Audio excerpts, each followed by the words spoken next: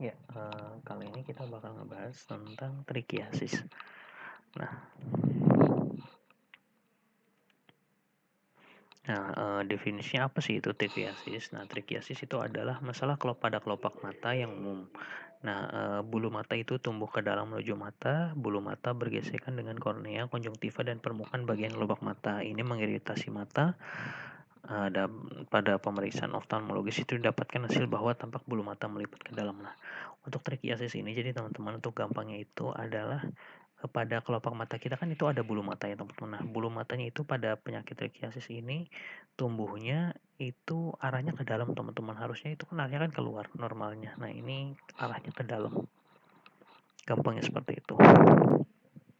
Oke, apa sih faktor risiko dari trikiasis ini? Nah, yang pertama itu ada penuaan. Karena semakin tua itu adalah penyebab paling umum trikiasis karena kulit kehilangan elastisitasnya sering bertambah usia. Sebagian besar pasien juga mengalami kondisi ini akan mengalami beberapa serangan per tahun, jaringan parut akibat trauma ke manis, luka bakar kimia, operasi kelopak mata sebelumnya, dan peradangan mata juga. Selanjutnya, pergesekan bulu mata itu pada kornea dan dapat disebabkan oleh entropion. Nah, entropion itu juga hampir mirip, tapi di sini yang melipat itu adalah palpebranya ke arah dalam. Kalau yang trikiasis ini itu kan bulu matanya ya, tapi kalau pada entropion itu palpebranya atau kelopaknya itu yang melipat ke arah dalam. Trikiasis ini juga seringkali berasal dari inflamasi atau jaringan sikatrik palpebra yang terbentuk setelah menjalani operasi palpebra, trauma, kalazion, atau blefaritis ulceratif. Nah, beberapa penyakit yang sering menjadi penyebab trikiasis itu yang pertama ada trakoma, blefaritis ulceratif, hordeolum externa, dan entropion. Nah, yang harus diketahui pasti teman-teman harus tahu bagian anatomi dari palpebra atau kelopak mata itu seperti ada osteum, musculus levator palpebrae superior, musculus orbicularis oculi, septum orbital, tendon musculus levator palpebrae superior, fornix conjunctiva superior, tunica conjunctiva, tarsus, glandula sebasea, cilia, atau bulu mata.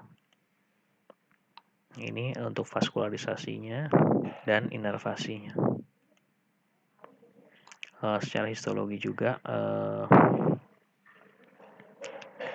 bagaimana itu teman-teman silahkan pelajari lagi. Nah, kali ini kita ke mikrobiologi. Nah, mikrobiologi yang tersering pada kasus trikiasis ini itu adalah Staphylococcus aureus. Nah, ini Staphylococcus aureus itu kan banyak tumbuh di kulit. Nah, dia ciri khasnya itu memiliki toksin-toksin teman-teman. Toksin itu adalah racun yang dihasilkan oleh bakteri itu sendiri. Nah, ini yang khasnya ada toksin leukosidin, toksin eksfoliatif, TSST, enterotoksin. Nah, gimana sih patofisiologi dan patogenesisnya? Oke, yang pertama ini karena faktor usia teman-teman tadi. Faktor usia ini akan mengakibatkan elastisitas kulitnya menurun.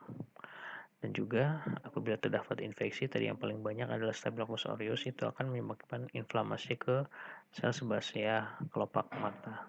Akan menimbulkan hordeolum. Hordeolum ini adalah pembengkakan pada kelopak mata. Dan pada pasien-pasien hordeolum atau pembengkakan kelopak mata itu biasanya dilakukan operasi teman-teman. Nah, dari operasi ini itu akan terbentuk pembentukan sikatrik. Nah, pembentukan sikatrik ini dan juga elastisitas kulit menurun itu berisiko untuk mengakibatkan trikiasis. Nah, pada trikiasis ini itu akan menggesek bagian dari bulu mata. Bulu matanya menggesek ke bagian kornea maksudnya. Nah, dari gesekan kepada kornea itu akan mengakibatkan mekanisme pembersihan mata sehingga timbul lakrimasi atau keluarnya air mata. Dan juga akan terjadi kerusakan epitel pada kornea itu sehingga dapat mengakibatkan keratitis. Dan bulu mata itu yang menggesek kornea itu tentunya akan mengakibatkan respon inflamasi teman-teman. Nah, akan mengakibatkan pertama vasodilatasi sehingga mengakibatkan matanya merah. Dan akan terjadi kekeruhan kornea yang mengakibatkan visus matanya menurun dan akan merangsang nervus trigeminus yang akan mengakibatkan rasa nyeri. Ya, ini adalah pemeriksaan yang dapat dilakukan dalam mendiagnosis penyakit trichiasis ini. Yang pertama itu adalah scraping kornea. Nah, scraping kornea itu adalah suatu tindakan penggerusan pada bagian pinggir ulkus kornea menggunakan spatula atau blade. Kemudian hasilnya diletakkan pada agar coklat darah dan sebaut dengan pewarnaan gram, gemsa, dan acid fast. Kemudian digunakan pada hapusan di preparat. Nah, nanti hasil pemeriksaannya dapat membantu klinisi dalam menentukan diagnosis mikrobiologis dan terapi definitif pada pasien. Yang kedua itu adalah pemeriksaan slit lamp. Yang tiga itu pemeriksaan kultur bakteri menggunakan bahan apus konjungtiva. Dan ini juga merupakan tata laksana ya teman-teman, bisa kita bilang. Yang pertama itu adalah elektrolisis. Nah, pada elektrolisis ini itu proses menghancurkan folikel bulu mata dengan listrik. Nah, namun pada terapi ini itu biasanya biayanya mahal sekali teman-teman. Jadi si folikel bulu mata itu atau akar daripada bulu mata itu dihancurkan. Jadi nggak semata-mata dicabut. Kalau dicabut mungkin masih menyisa akarnya teman-teman. Jadi ini udah dihancurkan melalui elektrolisis tadi folikel bulu matanya. Selanjutnya kita lakukan epilasi. Nah, epilasi itu adalah mencabut bulu mata secara manual teman-teman menggunakan forceps. Metode ini sementara rekurensi dalam 3-4 minggu. Jadi ini akan kemungkinan akan kambuh lagi teman-teman dalam 3-4 minggu dan bisa dilakukan dengan dokter umum. Kemudian ada cryoterapi. Nah, untuk cryoterapi ini yaitu suatu teknik pengerusakan folikel rambut dengan menggunakan suhu yang sangat dingin. Folikel silia bulu mata sensitif terhadap dingin dan dapat rusak pada temperatur minus 20 hingga minus 30. Kemudian kompres dengan kapas hangat 2-3 hari. Ini cara yang paling mudah.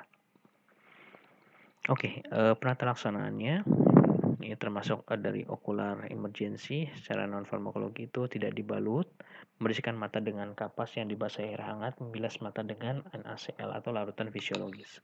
Untuk farmakologinya itu bisa kita berikan chloramphenicol tetes mata 3 kali sehari ini sebagai antibiotik dan amoxicillin 3 kali 500 mg selama 5 hari. Ini contoh resepnya. Oke, sekarang kita ke komplikasi teman-teman.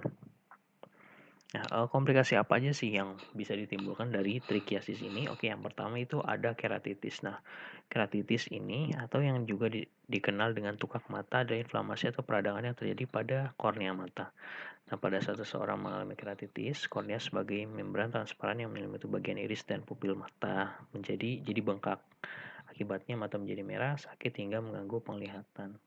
Adapun gejala dari keratitis yaitu yang pertama mata merah, rasa sakit atau iritasi yang membuat lubang mata sulit dibuka, ada rasa terbakar, gatal atau berpasir di mata. Selanjutnya terjadi bengkak di sekitar mata, penglihatannya kabur, perasaan mengganjal pada mata, sensitivitas terhadap cahaya. Yang kedua itu ada ulkus kornea. Ulkus kornea merupakan hilangnya sebagian permukaan kornea akibat kematian jaringan kornea. Nah, ulkus kornea ini perifer dapat disebabkan oleh reaksi toksik, alergi, autoimun, dan infeksi. Ulkus kornea biasanya terjadi akibat adanya infeksi mata, tapi pada mata kering yang parah atau gangguan mata lainnya juga dapat menyebabkan ulkus kornea. Nah, gejalanya itu antara lain nyeri pada mata, mata merah, gatal pada mata, peka terhadap cahaya, fotofobia, peningkatan pembentukan air mata, gangguan penglihatan, dan kotoran mata. Kemudian yang ketiga ada abrasi kornea. Nah, abrasi kornea adalah goresan, gesekan pada permukaan kornea sehingga menimbulkan lecet atau burn, rasa terbakar pada kornea yang disebabkan oleh cedera pada mata. Goresan dan luka bisa terinfeksi oleh bakteri dan menyebabkan ulkus kornea. Adapun gejalanya itu yang pertama ada perasaan bahwa ada sesuatu yang tersangkut di mata, matanya merah, menyakitkan berair, penglihatan kabur dan sensitif terhadap cahaya. Oke, kita selanjutnya akan ke edukasi pada pasiennya. Pada pasien ini perlu diinformasikan untuk menjaga kebersihan matanya tadi. Kemudian kita sebagai dokter juga perlu menjelaskan beberapa alternatif pilihan terapi, mulai dari epilasi tadi dan pengobatan topik yang dapat dilakukan oleh dokter pelayanan kesehatan primer, hingga atau operasi yang bisa dilakukan tentunya dilakukan oleh spesialis mata. Selanjutnya kita minta pasien untuk tidak menyentuh mata. Dan yang keempat itu tetap menjaga kebersihan tangan. Yang kelima tidak mas pergi ke dokter mata apabila merasakan keluhan yang mengganggu. Oke, itu aja teman-teman. Mungkin dari saya. Terima kasih, dan mungkin apabila teman-teman ada pertanyaan boleh langsung isi kolom komentar, dan jangan lupa like, share, dan komen video ini, dan jangan lupa juga subscribe channel ini supaya dapat update terus dan makin semangat update-nya. Oke, sekian dari saya. Terima kasih.